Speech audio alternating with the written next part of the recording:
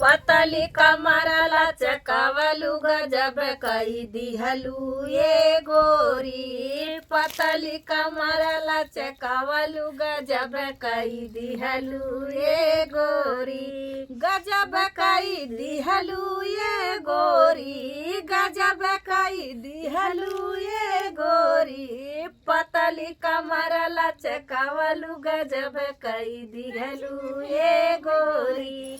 पतली कमरला चकावलू गजब कई दिहलू ये गोरी।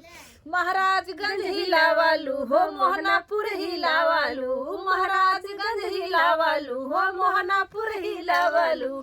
गोरखपुर में हिलावलू गजब कई दिहलू ये गोरी। गोरखपुर में हिलावलू गजब कई दिहलू ये गोरी।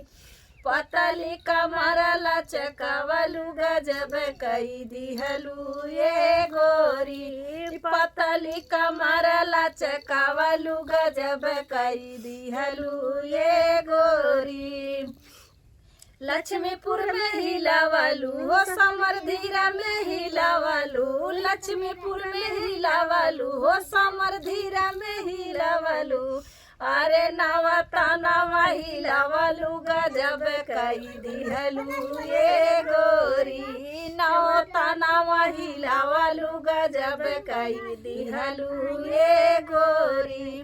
पतली कमरला चकावलू गजब कई दिहलू ये गोरी। यही कमरिया पे बम्बई हिलावलू। यही कमरिया पे बम्बई हिलावलू। अरे दिल्ली हिलावलू गजब कई दिहलू ये गोरी। अरे दिल्ली हिलावलू गजब कई दिहलू ये गोरी।